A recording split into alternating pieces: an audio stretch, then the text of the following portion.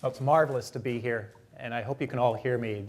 I decided that I really wanted to wear a lapel mic so I can walk around on the stage a bit, but I was told that because the speakers are right over me, there's a real problem with feedback. So if anybody can't hear me at the back, please let me know, because we've got the volume turned down just a little bit. It's terrific to be at Concordia. I've been asked several times since I arrived this evening after quite a long, messy, mushy trip from Toronto, if I'd been to this campus before, and I have been here a number of times. In fact, back in the early 1980s, I used to poster this building when I was the national director of the Canadian Student Pugwash Association. And I'd come and I'd sneak in at night and I'd go up all the escalators, postering all the way, and then escape before anybody caught me. And a number of years ago, I think actually it was probably a good 20 years ago, I was in this theater for a public address by Stephen Jay Gould, a remarkable evening. So it's delightful to be back and to talk about some issues that I think concern us all very much. And in fact, I think probably some of the most critical issues for humankind in the next century. We all have our reasons for caring about environmental issues and being concerned about things like sustainability. These are a couple of good reasons that I'm concerned. Sarah Wolf, my wife, and I have two children, Kate on the left and Ben on the right. This photograph was taken about 3 years ago. So Kate is now 5 and Ben is 8. Now, there are lots of folks here who probably don't have children, but I can see sort of beyond the lights that there are probably a number of people who do. And for those who do have children, you know exactly what I mean when I say they give you a very intimate connection to the future. In fact, when I look at these two little people, I feel like I'm looking through a window 80 years into the future. I don't really know what's going to happen out 80 years in the future, but I know enough to be really quite worried, and increasingly worried as time goes on, as I learn more from the scientific community about some of the challenges they may face and the world may face later. So this is an important source of my concerns about issues like sustainability. And I'll come back to the issue of children towards the end of my presentation. One of the key ideas in this presentation is to push the envelope on our thinking about sustainability. Sustainability is a concept that is now widespread, and I think it's very useful in some respects, but I think it's also misleading. I don't come here to bury the concept of sustainability, but I want to perhaps try to move us beyond. Because I think the world is changing in a way that's going to render the notion of sustainability perhaps obsolete within the next 10 years or so, or 15 years. And I want to explain using this diagram what I mean. So the concept of sustainability had a rather abrupt beginning with the Brundtland Commission in 1987, and that's why I have it starting without any fade in here at that point. And I suggest that it might actually be starting to lose its resonance within the public discourse right about now. And I think that's partly because it implies some things which we're starting to recognize aren't actually very valid about the world. It sort of implies that if we get our relationship, when I say we, I mean humankind as a whole, with the natural world adjusted correctly so that we have a well-managed relationship with the natural world so that we're protecting the well-being of future generations, which is the core idea of sustainability. Then we can sort of lock ourselves into a nice glide path after that and sort of move constantly into the future, and we'll fix this issue of environmental problems. It implies a kind of dynamic equilibrium that is stable and constant, and that things kind of stay the same sustainably throughout the future. But I think what we're learning when we look around the world is that that's really just not the case. Increasingly because of human actions on the environment, the natural environment is profoundly perturbed, and it's starting to behave in surprising ways. What complexity theorists would call nonlinear responses, sharp, sudden responses, fish stocks collapsing, extreme weather events, you name it. You can think of your own examples. And that there seems to be something happening in the terms of the amplitude of the behavior, the swings of behavior of the natural systems that we are associated with or embedded in.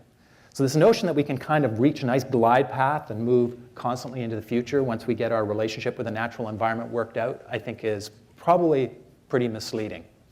So what we're seeing in a world that people are starting to understand is characterized by a lot of turbulence and shocks and surprises, increasingly characterized by more frequent and more severe shocks and surprises, is increasing emphasis on this concept of resilience, which is a concept I'm going to talk about at length today. And I won't unpack the meaning in detail here, except to say that the core of the concept of resilience is the ability to bounce back or respond creatively to a shock without catastrophic collapse of systems, and maybe even change profoundly and adjust oneself, the system, the economy, one's society, even one's household, if you're talking about a resilient household, to this changed environment. But the key thing is to be able to take the shock and not fall apart. That's a really core concept in resilience. So it's kind of an acknowledgement, the increasing focus on the idea of resilience in our conversations, and you're seeing this in everything from national security establishments to public infrastructure and critical infrastructure discussions. The focus on resilience is really a recognition that the world is becoming a more volatile, turbulent place with lots of shocks and surprises. Well, that's kind of where we are right now, but I think something else is happening that's actually much more disturbing, and I characterize it as triage up here. And I think that what we're starting to see emerge is another discourse, and it's actually not explicit at this point, but it could well become explicit if some of the trends I'm going to talk about later in my presentation persist and prevail. And that is a discourse of triage. You know about the concept of triage, battlefield triage. You come onto a battlefield, medics or doctors come onto a battlefield, and there's some people who are too far gone and they just have to be let go. They're not going to be saved. And you look for those folks on the battlefield who can be saved, and you do a triage process. And it's harsh, it's brutal, and it evokes very serious, profound ethical dilemmas. And I'm concerned that what humankind is going to be faced with later this century is a really ferocious challenge of triage. And it will begin, in fact, I think it already has begun, implicitly with triage of certain non-human biota. The monarchs have disappeared. Is anybody talking about it? Virtually nobody. They may come back next year, but they seem to be on a very steep downward trajectory. So my children, by the way, happen to enjoy the monarchs a lot in the last few years. It's still a dwindling population, but there are enough coming through Ontario every September or so that they were able to see them and catch some chrysalises and hatch, or whatever happens with a monarch. It doesn't hatch, does it? It metamorphizes or something like that, and see it take off in September and fly south, right? Well, of course, last fall there were none. And we won't go into the story of why that's the case, but what I think what is happening and increasingly frequently, this vast area of central BC forest, that pine forest that has died. And people say, oh, well, that's interesting. And then they go on to the next thing. It's a kind of implicit triage of non-human biota. Well, it's going to get a little bit harsher when we have to actually start talking, if the climate change is severe, about what regions we're going to abandon. Coastlines, southwest of the United States. I think it's quite conceivable that a city like Phoenix, for example, by 2070, 2080, will not be a viable urban area and will have to be abandoned because of water shortages in that part of the continent. So that's a different kind of triage. But you can also imagine, as we get out towards the end of the century, if the situation gets particularly severe with problems such as climate change, and I'll show you how severe they could become, that we will start triaging people. That there will be a conversation about what folks on the planet are going to be sort of allowed to go. And that, I think, is horrible to contemplate. I mean, we all find that a pretty sickening prospect. But that is the kind of world that we are evolving towards if we don't stop the trajectory of some of the changes that we're producing on this planet. And I'm particularly concerned, as you can tell, about climate change. And I'll talk more about that over the next few minutes. So I'll come back to this idea later. It's kind of disconcerting. And we'll try to show how we can not go down this route and perhaps extend this into the future in a productive way. So my presentation will be structured around two stories. One about shock, which is really a story about converging stresses and overload. And a second one about response to shock, which is a story about resilience and mobilization. And I'll speak for probably about 20 minutes to 25 minutes on each of these topics. The idea of overload is actually very straightforward. This idea, schematically, is drawn from my book, The Upside of Down, which was published in 2006. And it's that the suggestion that increasingly what we're seeing in the world is our systems, societies, corporations, institutions, even individual people are faced with multiple stresses simultaneously. A whole bunch of things happening at the same time. They can't just deal with one problem, they have to deal with a bunch simultaneously. I'm sure Benoit feels this every day. And what I get from talking to senior leaders around the world is that, especially those with some historical memory, been around for a while, say senior bureaucrats, is that this situation seems to become worse. What you hear from folks is that constantly you just don't have time to think anymore. And in particular, those little multiplication signs there, what happens is the problems interact with each other in unexpected ways. And that means that you can't focus on one and treat it in isolation and go on to the next, because they're all kind of tangled up with each other. And what you get is, from these multiple converging stresses, is a phenomenon of overload, where coping capacity is is just overwhelmed. The standard routines and procedures you have for dealing with the flux of daily ups and downs just can't cope. There's a background in political science. In fact, if you look in the literature, these overload theories of sudden change in societies are actually quite prevalent. And you can find in some of the great theorists, social theorists over history, you see overload theories. But especially, for instance, in recent thinking about revolution, social revolutions, like the great revolutions through history, the French Revolution in the late 18th century, the Russian Revolution in the early 20th century, more recently, say in 1979, the Iranian Revolution. These are massive social changes. And what theorists are increasingly saying about each one of these situations is that they resulted from multiple simultaneous impacts upon the central institutions of the society, in particular the state, at multiple levels. And the state simply couldn't cope. And what you had was a breakdown of civil order. So there's actually quite a bit of theoretical foundation for this idea of multiple stresses producing an overload of coping capacity. If I were to identify what I would call the big five now, these are somewhat similar to the ones I identified in The Upside of Down, slightly adjusted. I'm not going to go into all of these today. Sometimes I do a talk that sort of encompasses all of them, but today I'm going to emphasize climate change, which you can say automatically, given what I've just said, is a little bit arbitrary and artificial, because you can't actually separate climate change from these other things. Its impact is going to be multiplied or accentuated by some of these other factors around the world. But I am going to, for the sake of the presentation, treat climate change largely in isolation and talk about some of the latest climate science that bears on issues such as extreme events. So the relationship between climate change and shocks, climate change and crisis, extreme events, that's what I'm going to talk about for the next few minutes.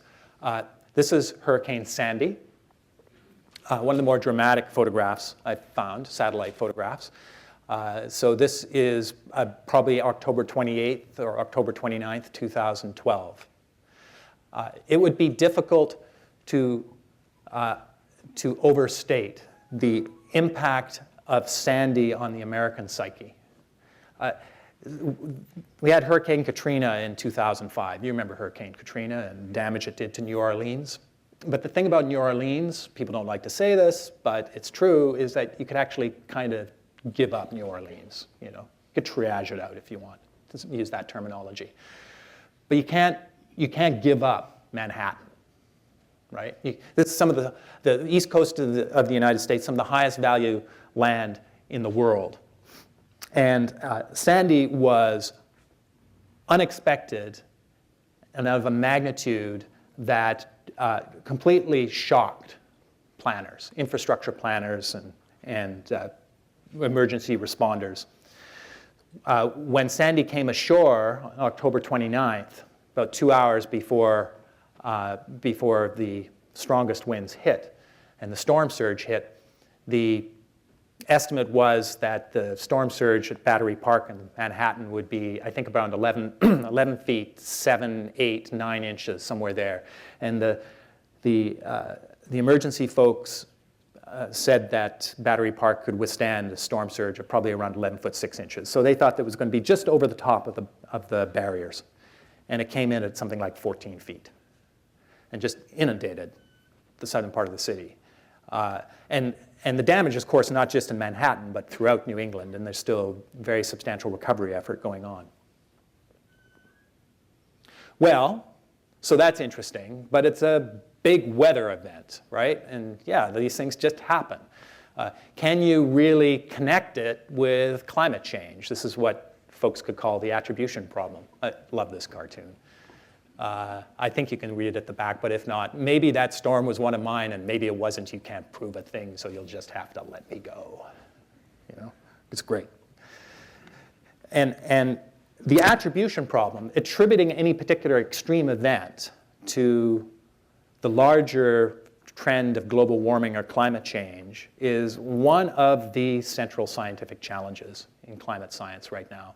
And it's a challenge that has huge implications for doing something about climate change. Now, you can imagine that if we can figure out how to attribute a given extreme event to human-induced climate change, then you set up the possibility of class action liability suits against big carbon emitters, right? You can imagine how that would change things, right? So the tobacco companies in North America got out of the game largely of pushing tobacco, for instance, at young people, and certainly claiming tobacco didn't cause cancer. When it was clear, when they actually identified the molecular mechanism by which smoking caused cancer, right? Not just correlational, not just you smoke a lot when, you know, on a general basis, but people who smoke tend to get cancer, so it's a correlation. And the tobacco companies were always saying, but correlation doesn't mean causation. It's just a correlation. Maybe something else is going on. But then the molecular biologists got down to the level of the oncogenes, and they figured out the exact mechanistic causal relationship between smoking and cancer, and the tobacco companies caved. Because they started to lose the class action lawsuits. And what they do, they went down to the developing world and sold their cigarettes there, and you know, now they've got e-cigarettes and stuff like that. But that made a huge difference. Attribution will make a huge difference. So what do we know, and what are we learning about the relationship between extreme events like Sandy and the more general phenomenon of climate change? So this takes us to the Arctic. We're going to travel around the world a little bit here in telling this story about attribution. A lot of you will be familiar with the basics of some of what I'm going to say here, but probably not all the details. So this is a schematic of the extent of Arctic sea ice in September 2012, actually late August 2012. The minimum extent of sea ice in the Arctic is reached usually around the middle of September. Here we have the orange line there is the median from 1970 to 2000. Average extent from between 1970 and 2000. 2012 was the worst on record in terms of diminished sea ice extent and was down around 50%. Now that median, 79 to 2000 median, is actually an underestimate of what the long-term average is. In the 50s, the ice would have been more extensive. So this is actually already diminished extent.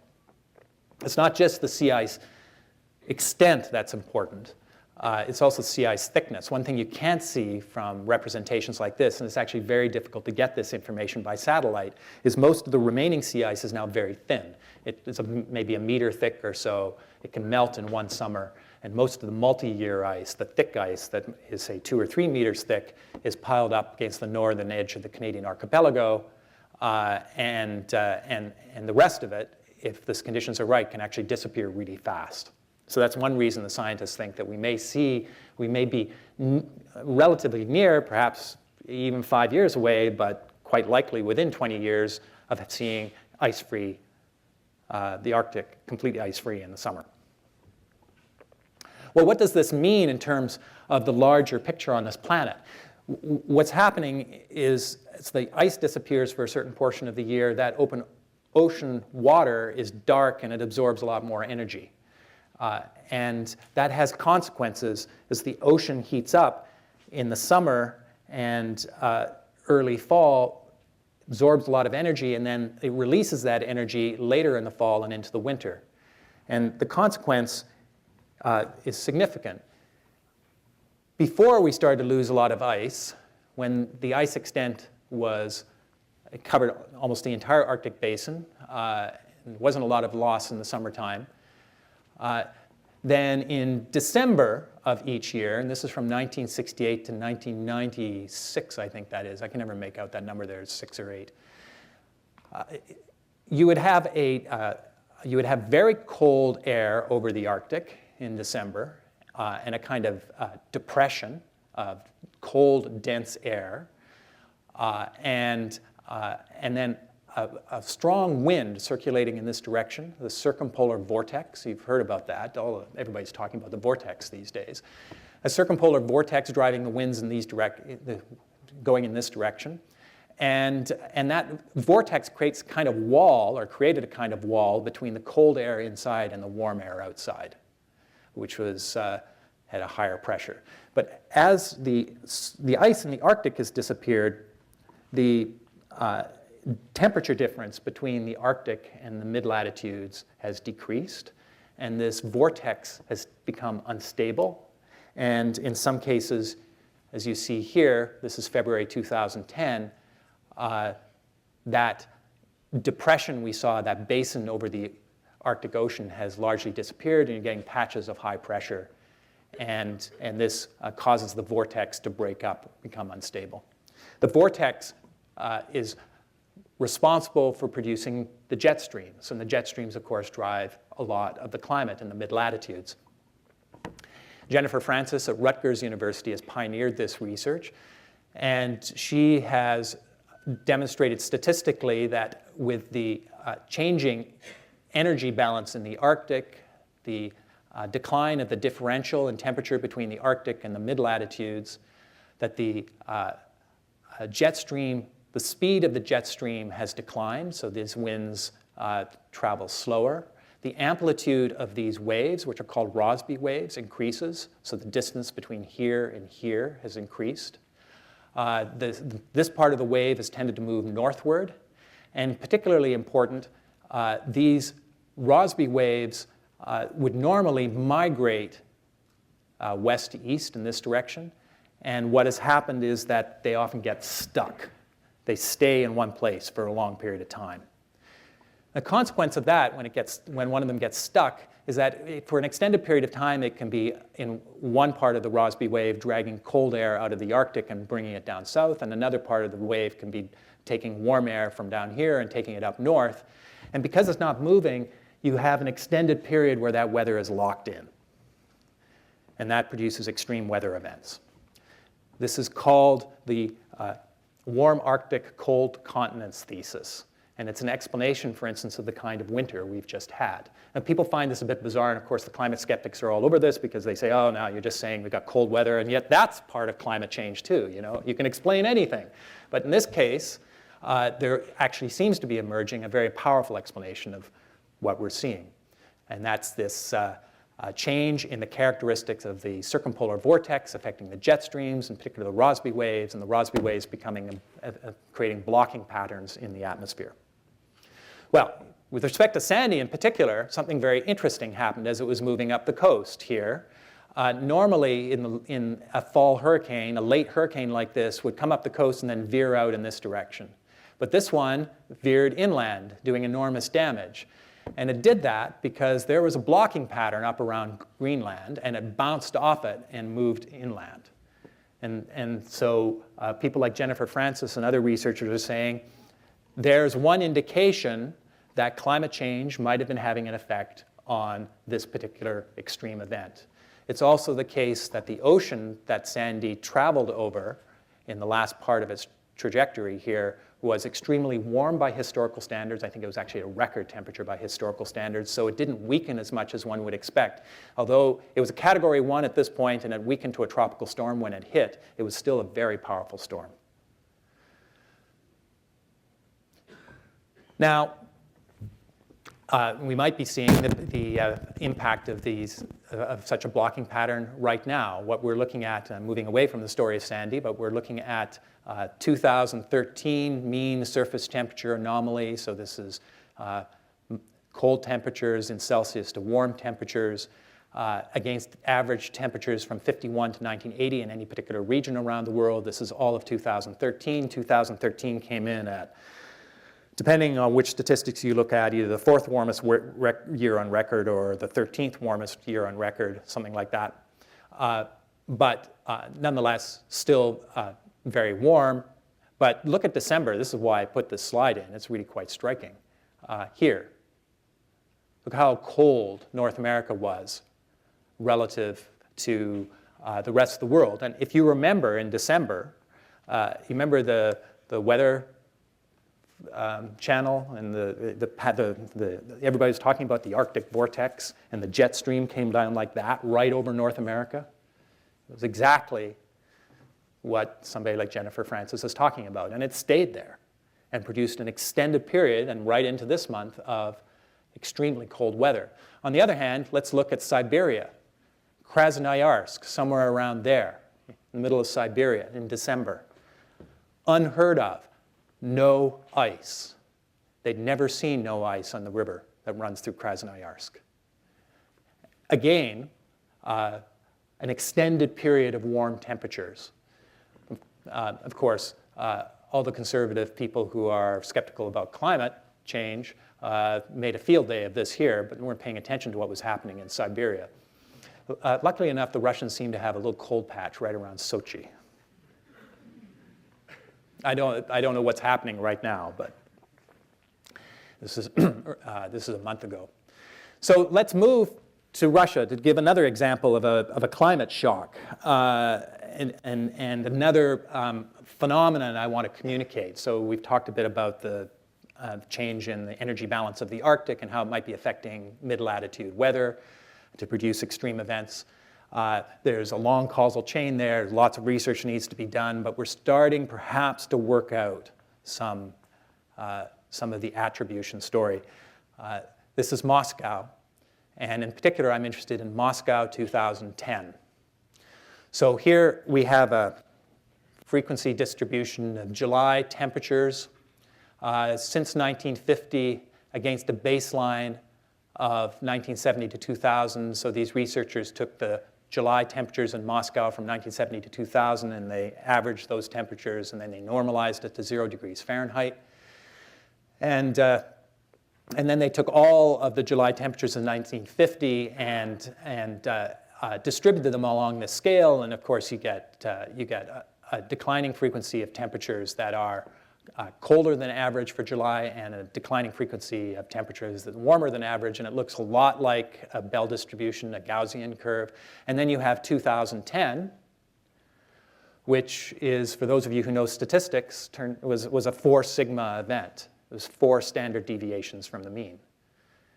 Now, I'm always interested to see, does anybody here know if 4 sigma, I can't see your faces, but a 4 sigma event, what are the chances of getting a 4 sigma event purely randomly? Many zeros. Many zeros. A 3 sigma event, 3 standard deviations from the mean, around 360, 370 to 1. A 4 sigma event is around 16 to 17,000 to 1, I think. And a 5 sigma event is something like 1.7 million to 1. So this was a 4 sigma event. Now, it's possible this was the July in 16,000 Julys in that part of the world that produced a 4 sigma just randomly because of the random sort of chaotic variation in the climate and the weather, an extremely hot summer. More likely, and Jennifer Francis has been making this argument, there was one of these blocking patterns that created an extreme episode of heat in Moscow. Now, this had some substantial consequences, and you may remember that when this heat wave hit Russia, it started to affect Russia's crops. It was during the growing period, and it started to affect Russia's crops really badly. And so Russia closed its borders to grain exports in the late summer of 2010, which caused grain prices to skyrocket around the world. And the much higher grain prices in the fall started to produce civil instability in 50 or 60 countries around the world. And it's now well established by a number of researchers that those higher food prices were a powerful proximate cause of the instability across North Africa and in Egypt and Tunisia and ultimately in Syria in the fall of 2010 and into early 2011. We used to call that the Arab Spring. It's funny, you don't hear that term anymore. And my point here is that these localized heat events and extreme weather events can have global geopolitical consequences. And certainly lots of national security folk are starting to recognize this as a serious set of linkages, things that they have to be concerned about. I want to go back and look again at the attribution of extreme events and look at this in a little bit more detail in the case of extreme heat events. So I'll take a simple schematic like this to demonstrate my first point. Here we have across the bottom maximum daytime temperature in a particular place such as Montreal, and then the frequency of that particular maximum daytime temperature. I did this for Guelph just a few days ago, and actually looked up the statistics and calculated that the most frequent maximum daytime temperature was around 11.6 degrees Celsius. I don't know what it would be. Does anybody want to take a guess from Montreal? Probably a bit colder. Let's say 9, 10 degrees Celsius, something like that. Does that make sense? So it means that let's say it's 10 degrees Celsius. If you look at 10-year periods, you have the most days with a maximum temperature of 10. You have a declining number of days with colder maximum temperatures and a declining number of days with warmer maximum temperatures. Again, you have a kind of Bell distribution or a Gaussian distribution. And what happens if you have a really hot day? What would be a really hot day in Montreal?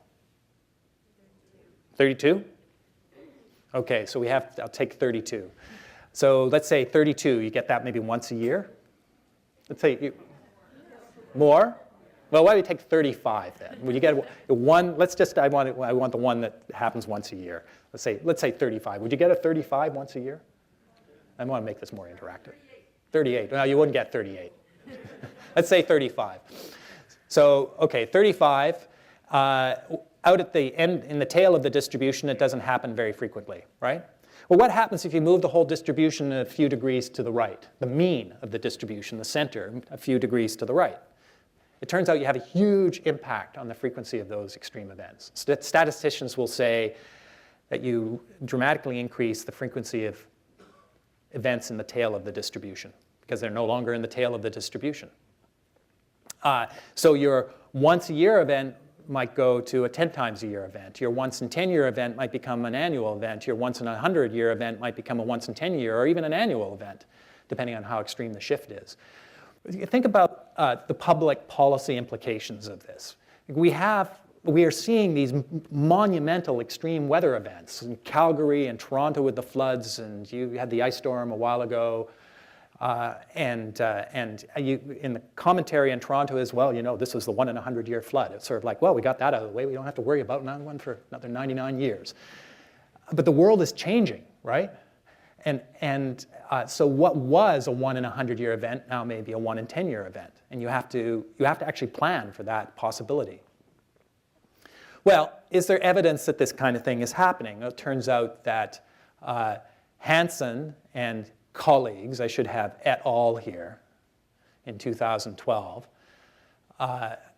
did an analysis of the world that was extremely powerful and caused a lot of conversation. This was published in the Proceedings of the National Academy of Sciences in 2012, actually early 2013. These charts are from a slightly earlier version, but the data stay the same. So you see 4 decades here. Well, this is 51 to 80, and then 3 decades, 81 to 91, 91 to 2001, 2001 to 2011. So what these folks did is they took the world and they divided it. They laid a grid down, in this case on the northern hemisphere, land surface, so the terrestrial surface. And grid boxes. I think there was something like 10 kilometers on a side, so 100 square kilometers in each grid box. And then for each month, you would get the average temperature in that grid box. And then you would compare that average temperature for that month against the average for that grid box over, say, a period of 10 years for that month in the year, let's say a July. You'd say, okay, was that particular July temperature really different from the average July temperature for that spot on the planet over a 10-year period or over a 30-year period?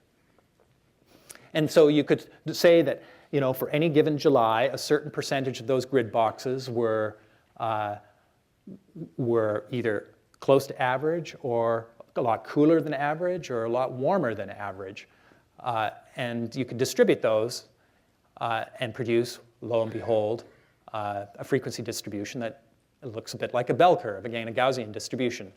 And here across the bottom we have standard deviations, 0 to 1, 2, 3 on the hot side, down in this direction on the cold side. And they've just arbitrarily divided the area under the curve into 3 equal parts. You have this part around the middle, that's 33%, a third, roughly equal parts. And then you have these 2 here on the hot side and the cold side, from about 0.5 standard deviations up to 3, and from about minus 0.5 standard deviations down to minus 3 standard deviations. Well, one thing important to notice is that there's a very low probability of a 3 sigma event historically. So historically, with this mean here, you found a very small number of grid boxes in any one, let's say, July, were more than 3, a very small percentage were more than 3 standard deviations warmer than the mean for that particular part of the world. In fact, the frequency of 3 sigma events over this extended period of time was about 0.23%. And then as we get into these later decades, we see, just as I demonstrated before, that the distribution shifts to the right. And we get a higher and higher percentage of events that are warmer than 3 standard deviations. And in fact, that range of temperatures that gave us the 33.4% of hottest temperatures in this period of time from 51 to 1980 started to make up 45, almost 46% of the distribution from 1981 to 1991, over 55% of the distribution, and then finally, in this final decade, 2/3 of the distribution between 2001 and 2010. And at this point, we're getting almost 10% of the grid boxes showing 3 sigma events, compared to the mean from this period, 51 to 80. So to put that in more lay terms, easy for everyone to understand, this is my slight paraphrase of the key thesis of the article. From 51 to 61, summertime heat extremes more than 3 standard deviations from the average temperature covered 0.23% of Earth's surface. Now such summertime heat waves cover about 10% of the land area, and that's a 30-fold increase in 50 years. This is a big change. And then look at this quotation. If global warming is not slowed from its current pace by mid-century, 3 sigma events will be the new norm and 5 sigma events will be common. The World Bank issued a significant report about, I think, 3 or 4 months ago that got very little attention in the general business media, and virtually none in the media more broadly beyond the business community. Now, the World Bank is not known to be a radical organization, right? And they came out with a report on 4 degrees Celsius, what 4 degrees Celsius would mean for the world economy. And in very dry language, they basically said, we're heading toward 4 degrees Celsius warming. We're at 0.8 degrees now. It looks like we could be at 4 degrees by the end of the century. A 4-degree warming would be catastrophic for the world economy. We can't go there. And right at the moment, it's absolutely guaranteed we're going to get at least 2, according to current science. We're already at 0.8. We probably got another 0.4 or 5 locked into warming just in terms of the amount of carbon dioxide we've emitted into the atmosphere, given the trajectory of buildup of coal plants on the planet in places like China. We're going to get to 2. We're going to get probably well beyond 2, and we're heading towards 4. We can't go there if we want to have a world that in any respects resembles what we have now. But in very practical terms, where it's going to have its first and most immediate global impact is on food supply. And I want to just explain why that's the case. The human species, of course, is enormously dependent upon production of grains.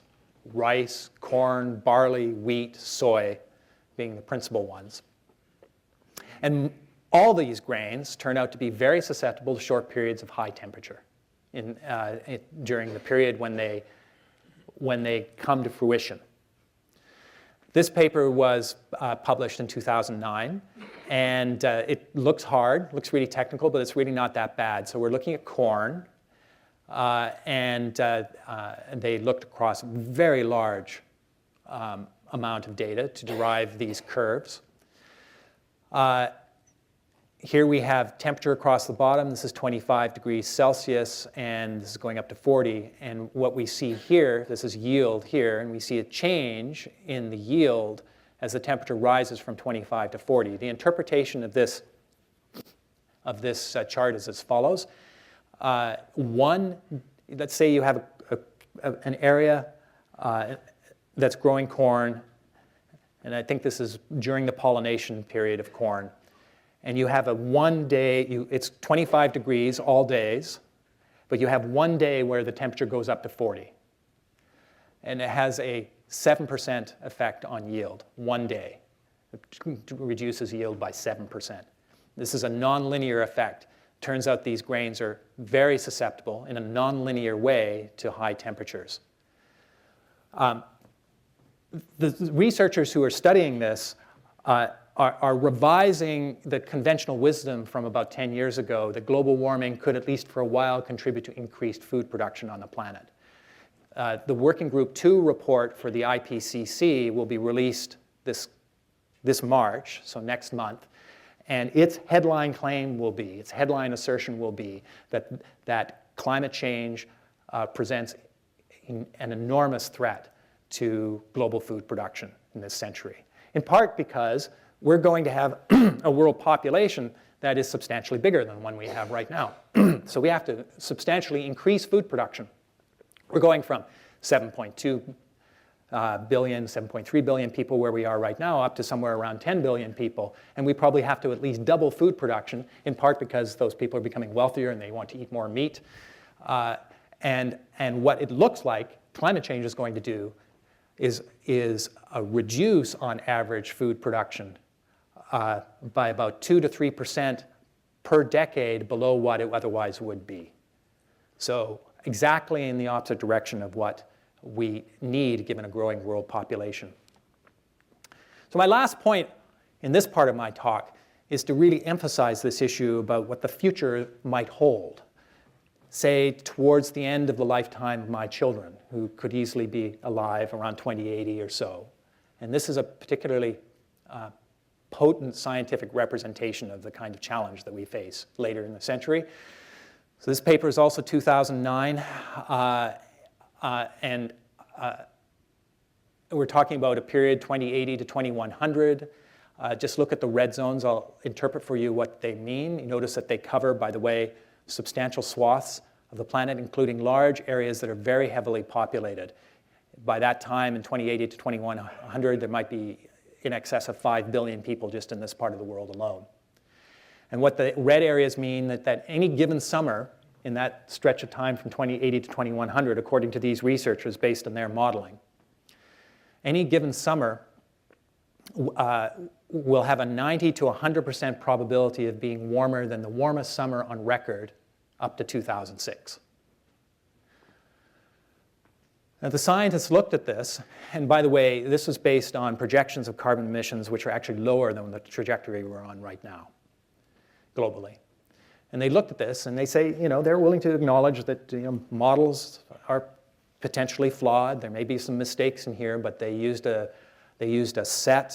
suite of models from around the world that there's significant reason to believe are reasonably valid. And they said if this future holds true, this has potentially catastrophic implications for the ability of humankind to feed itself. I don't know why this isn't a major public policy issue, except the fact that it's way in the future. But our investment globally, when I say our, again, I mean the human species, our investment globally in agricultural R&D to try to develop, for instance, new grains that can grow in dry, hot climates in the future and aren't susceptible to the kind of heat shock that current grains are, that investment has fallen a lot in the last 20 years. And this is a major challenge for humankind. So I've told a story about the relationship in particular of climate change to shocks and the kind of instabilities we might have in the future, which with potentially very broad geopolitical consequences in the future. At a time when my children will be at the ends of their lives, quite possibly very vulnerable, requiring adequate social network and social services to take care of them. And this is not a world that I think is going to be a very happy place. So what should we do? So that was the discouraging and depressing part of my talk. So we'll get to something that may point us in the direction of where we can go, because I think there's lots we can do. But I'm not sure the sustainability mantra, the sustainability rubric is the one that we should try to think about these challenges under anymore. Well, I mean, one possible response is to run for the hills.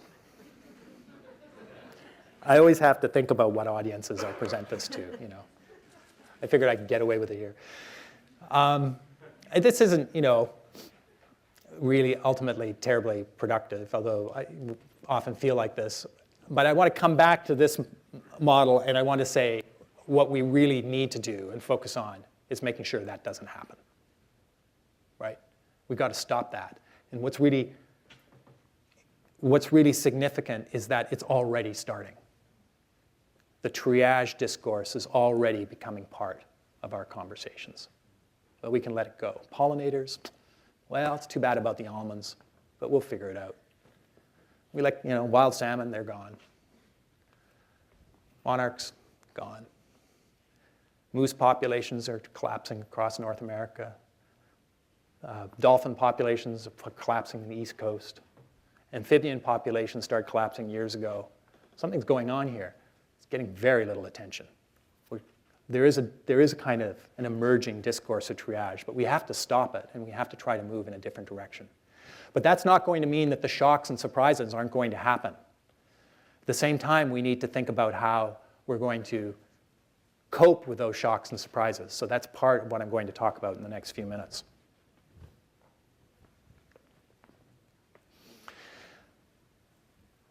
First of all, where are we going, and what is it that we want to achieve. And we could say a lot of things about beliefs and values and new philosophies of living on the planet, and I think that's all very important. But I'm going to focus a little bit on just technologies that we need. And I think we're going to see a significant technological change because these extreme events that I've been talking about will have significant impacts in global food production. Global food production, and in particular food production in regions, is enormously important for the legitimacy of political regimes. If a government can't ensure its population is getting enough food, then the government's going to be in real trouble. And this is going to focus the minds of people around the world. And whether it's too late or not is not known yet, but we are going to get a price on carbon. It's going to happen. No matter what you hear from the rhetoric of folks in the oil patch in Canada or from Margaret Wente in the Globe and Mail or whoever, it's going to happen because business will want it to happen. Because the business environment is going to become volatile. There are going to be liability issues. And big, important, powerful actors like the reinsurance industries, Munich Re, Swiss Re, and others are going to say, we've got to get ahead of this problem. And the way we do it in a market economy is to put a price on carbon. We need to pay a price for using the atmosphere as a garbage dump for our carbon junk.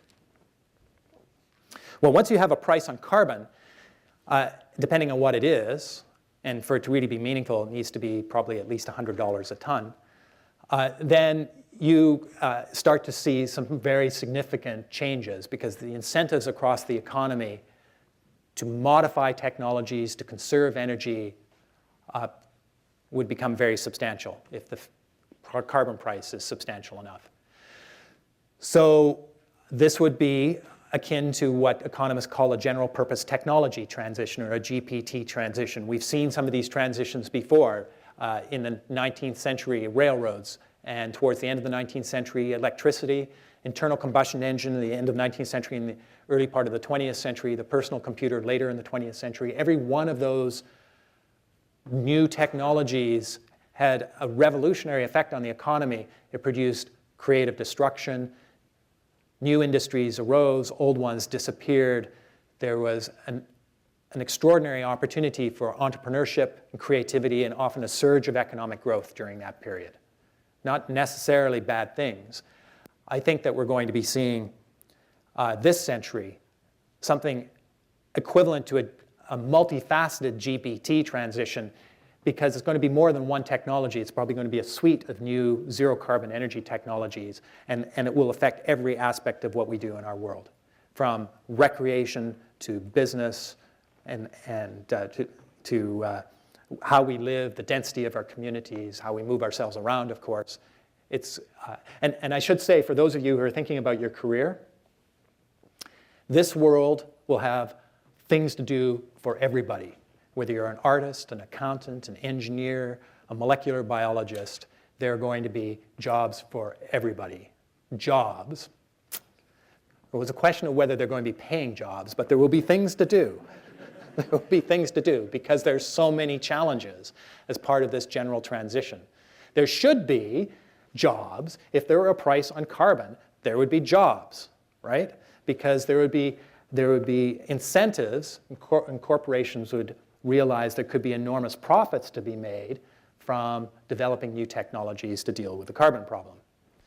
I seem to have a little, I think with the transition to the new computer, we have a little font issue here. This guy, even though you might think that maybe it's appropriate for geoengineering to be outside the box, that little bullet is actually supposed to be inside. But we can cope with carbon. It's sort of like they used to say in the $6 Million Man when I was growing up, we have the technology. We can solve this problem. We can reduce our carbon emissions to close to zero within half a century if we get serious about this. It's certainly in wealthy countries, harder in developing countries. That's a much harder slope to climb for a bunch of reasons.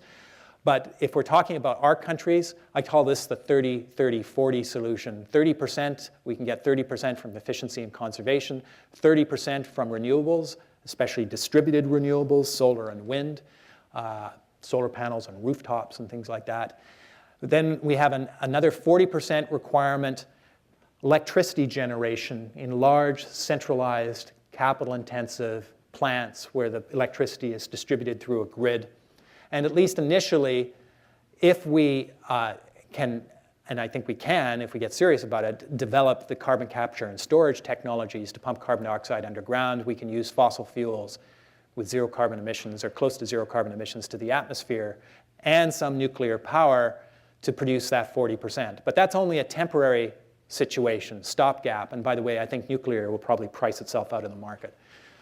And in fact, it is pricing itself out of the market. We have to start thinking about other unconventional technologies, underground coal gasification. This is something that Alberta can do on a large scale. They've got very deep coal seams that are unminable. They can go down, gasify them underground, bring the syngas up to the surface, strip out the carbon dioxide, pump it back underground, and burn the hydrogen to generate electricity. Alberta could be a major electricity exporter. This is the one, we could talk about stratospheric windmills, it's kind of a neat idea. But this is one that I think is very important and deserves more attention. This is going deep underground, 10 kilometers underground, drilling through hard rock, heating water up to very high temperatures and bringing it up to the surface to drive turbines. It's a high power density. In other words, you don't necessarily take up a large area on the surface of the planet to generate lots of energy. And you could potentially do it in developing countries such as India and China, in very large scale. Just as an aside, you know, some Canadians, especially in Alberta, are really good at drilling holes in the ground, right? So I think what we should be doing instead of the oil sands, which is a dead end for Canada in a world with carbon prices. We're going to get to 5 million barrels of oil sands production a day by 2030, just about the time we're going to have a global carbon price, by my estimate. That's a smart move. Maybe instead we should be using some of those incredible skills we have in engineering and drilling to become world experts in ultra-deep geothermal and then sell that technology around the world. I feel a rant coming on, so I'll stop that. We can talk about that question and answer. But we're heading up over 400 parts per million. There are credible arguments that anything above 350 is dangerous.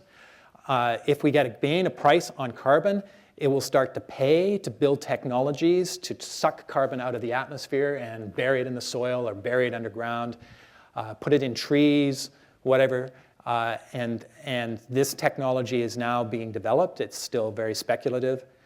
But I think we will see this towards the end of this century.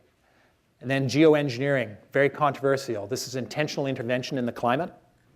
I think it's very likely to happen by mid-century, in part because we're going to need to cool the poles to keep the poles from melting and keep sea levels from rising rapidly. And the idea, if it were used in the most benign way, and I'm not advocating this, but I think it's just going to happen, is that you would use the geoengineering for a period of time, maybe 1 or 2 centuries, while humankind goes through this energy transition, gets carbon out of the atmosphere, and then the geoengineering can stop. So, it's possible, but are we going to get there? Now, this is the story that might involve all of us. It's going to be a really rocky road. It's going to be marked by a lot of crises, but those crises can create opportunities. If there's a major global food shock, it may create the political opportunity for doing something finally about climate change. That's why my last book was titled The Upside of Down. The upside of the crisis is that these shocks, like this guy here, are what I would call moments of contingency that allow you to go down a different path. You might have been heading that way, but you can, at this moment instead, because of the shock, go down this path. In fact, a lot of the creativity and opportunity for innovation in a system arises at times of shock, at times of crisis. People are scared, people are angry. Existing ways of doing things have been discredited. They're looking around for new alternatives. But it depends whether the alternatives are available, whether people have thought them through, whether the plans have been developed. And in particular, it depends whether there's the political support ready to be mobilized for those alternatives, ready to go at the time the crisis hits. So I'll come back to that last point at the end of my presentation in a couple of minutes. First, I just want to say a bit about how we make sure that these shocks don't cause everything to fall apart, and instead we can turn them into something positive, turning shock into positive change. Resilient people by the way I define it, and this is, at least most of this is fairly conventional, have the capability to withstand shock without catastrophic failure. They have a capacity for self-reliance, and they're creative in response to novel challenges. Think of MacGyver, right? If you remember that old show, right? You just figure out what the problem is, and you fix it and move on. But it's more to it than that, and this is where it gets interesting. There are two notions of resilience alive and well in the land, emerging in this common discourse. I was talking about how resilience is becoming a more common idea. There is the conventional one, which is adopted by people, for instance, in Public Infrastructure Canada. Is that what it's called? People who deal with critical infrastructure. Public Safety Canada. And the national security establishments in the United States and the United Kingdom. It's an engineering notion of resilience, which means bouncing back to where you were before. You take the hit, you come back to where you were before. The ecological notion of resilience that comes out of the work of people like Buzz Halling, a renowned Canadian ecologist, means you take the hit, but you don't go back to where you were before. You adapt and you change in profound ways through a process akin to creative destruction. I want to contrast these two notions because I think, well, you can tell probably that I'm more in this camp than the other. And I think there is something of a battle emerging for the soul of the concept of resilience here. Now, I don't want to dismiss engineering resilience. I think it's very important for things like airplanes and bridges, and in many respects, social systems and economies, and especially in times of crisis. But it's really distinct from ecological resilience. This bouncing back notion, it means turning mess into order. They don't like mess. You want to get the order back. It comes mostly from the top and is driven by technical expertise. Experts are important in this kind of notion of resilience. Oh, well, we know what's going on. We know how to fix it. Just let us do things. And you guys all just be calm and go and follow this list of instructions that we're telling you to follow, and we'll take care of you. It's that kind of idea. It's very patronizing. It doesn't challenge the status and power and privilege of status quo interests, and so it's politically conservative. On contrast, the ecological notion of resilience, which involves adaptation and deep change, turns mess into creativity. I became much more comfortable with this idea with Ben and Kate, creating a lot of mess around the house. But I also realized that the mess, in fact, I was thinking of titling my next book Mess, is a real source of creativity. It produces, among other things, what complexity theorists would call the great possibilities for combinatorial innovation. That's a mouthful. But it means you can mix things which weren't mixed before because they're all messed up together and they come into connection with each other. So my son, Ben, actually Kate too now, they're both really into Lego, right? Well, you get these Lego kits from Lego that, there's a Star Wars series, and there's a Ninjago series, and there's a Lord of the Rings series, and oh my God, it just goes on, and boy, have they ever got this commercialism thing worked out. Lego was about to go bankrupt at one point, and then they figured out that they pick up all of these tropes from popular culture and turn them into Lego. And some of the kits are amazing, and they're beautiful displays. But what's really interesting is that they'll build them, and they'll sit there on a table for a while, and it'll look pretty. And then Ben will say, I'm going to mix it. And he'll take it all apart. And it puts it in a big bin. And then really interesting things start happening. Because he mixes things together that wouldn't have been mixed. Something from the Ninjago set with something from the Star Wars set, from something from the Lord of the Rings set, and it's extraordinary. So mess is a source of creativity, and the ecological resilience guys accept that. This creativity and resilience comes mostly from the middle and the bottom.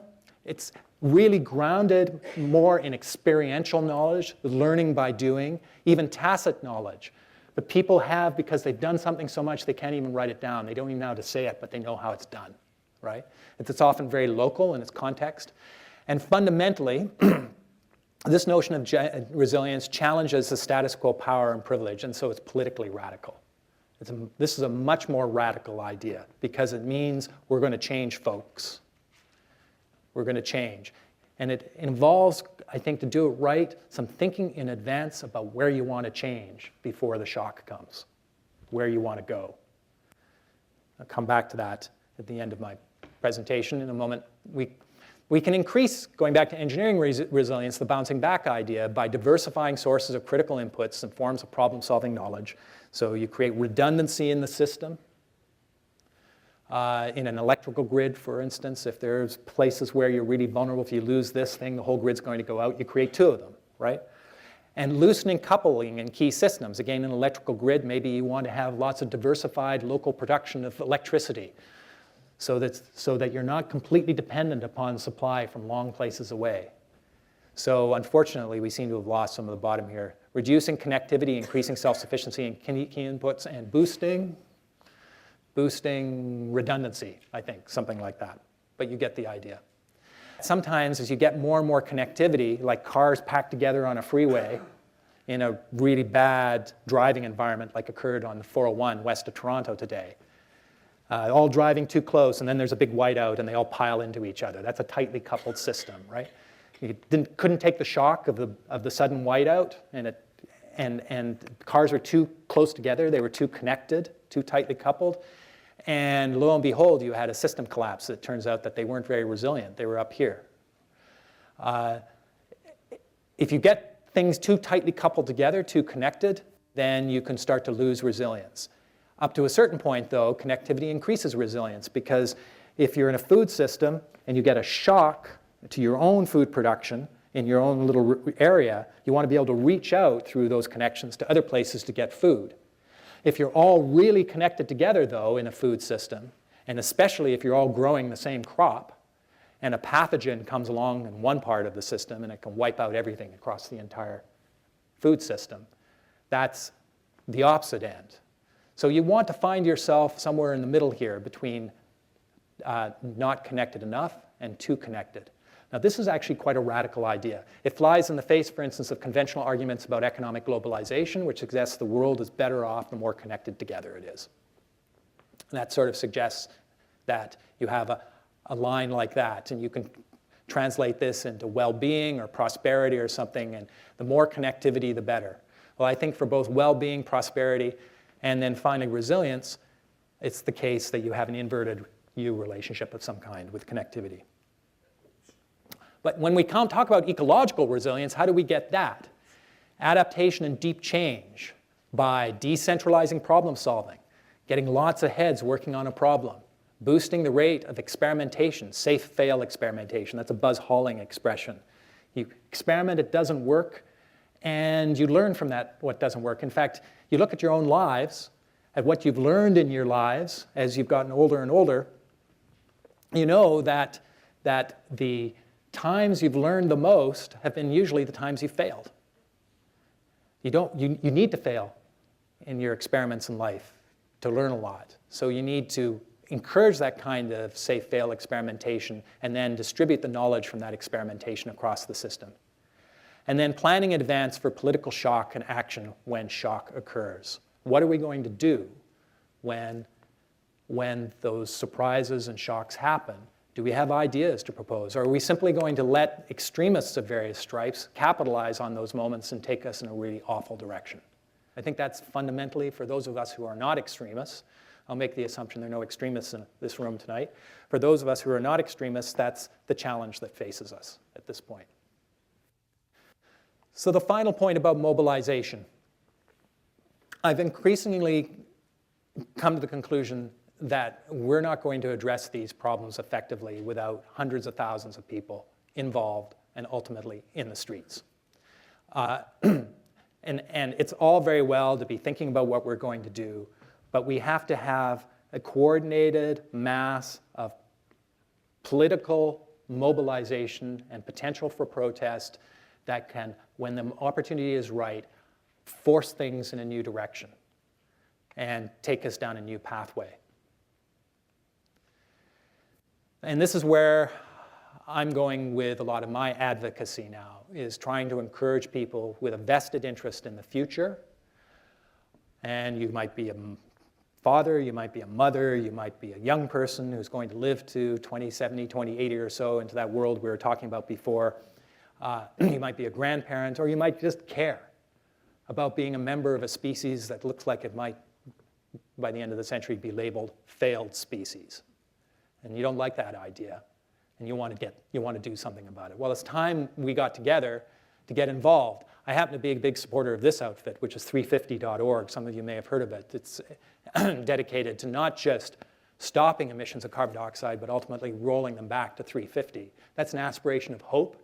It means we don't have to put up with forever into the future with a ruined planet. Maybe we can actually try to repair some of the damage we've done. And they are active, increasingly active and effective all over the world. Probably the most important organization in the plan and efforts to stop the Keystone X pipeline right now. Now you might say, oh, well, is it really going to make a difference? Can we really make a difference? And my last point is a dramatic illustration of how we can make a difference through mobilization at the right moments, at those moments of contingency in history. In the late 1950s, there was a Connecticut mother, had a young child, who learned from scientific papers. She was living, I think, in New Haven. Learned from scientific papers that the milk she was feeding her daughter was laced with radionuclides from atmospheric testing of nuclear weapons, in particular strontium-90. And this scientific research was suggesting that this was dramatically increasing the likelihood of cancer for all children who are consuming this milk. In those days, there was actually a recognition that radioactivity was being bioaccumulated within agricultural systems. And a lot of the milk bottles in the United States, I think the Food and Drug Administration or whatever authority was responsible at the time, insisted that milk companies put on their milk bottles and milk cartons the number of sunshine units of radioactivity. They called them sunshine units of radioactivity that this particular carton of milk would give you if it were ingested, trying in a sense to suggest that it wasn't any problem at all. Well, this woman said, this is crazy, this is outrageous. Not only is the milk I buy from my store radioactive or has traces of strontium-90, my breast milk does too, because I bioaccumulated this stuff. So she started to mobilize other mothers. And those were the days before the internet, before Twitter, before the web, before even computers. She worked with a manual typewriter and carbon paper and went door to door into church groups and things like that. Well, to cut a long story short, within a couple of years, there were hundreds of thousands of women around the planet involved in these protests. Not just in the United States, but significantly in Europe and all the way into the Soviet Union. Of course, it wasn't Russia at that time, it was the Soviet Union. And the pressure was on both the Soviets and the Americans to stop testing their weapons in the atmosphere. And in I believe it was early 1963, before he was assassinated, President Kennedy signed the Partial Test Ban Treaty, PTB treaty, that moved all testing underground. Now, it wasn't a solution to the arms race by any means. It wasn't the final period on the story of the Soviet-American competition, but it was a huge move forward. It was the first major arms control agreement between the United States and the Soviet Union. That mother's daughter was Elizabeth May, head of the Green Party in Canada. And that one woman did it before there was the internet, before there was the web, before there was Facebook or Twitter. And if she could do it then, we can do it now. So I come back to this. I don't want my children to be living in this world. And I expect you don't want to, if you're young, to be living in that world either. And if you've got grandchildren or children of your own, you feel the same way. And even if you just care about what happens after you die, it's time we all got together to do something about it and thought constructively, creatively about how we're going to respond, not just by building resilience in our societies, but at those moments when change can be really caused and really things can be moved in a new direction, how we're going to do it together. Thank you very much.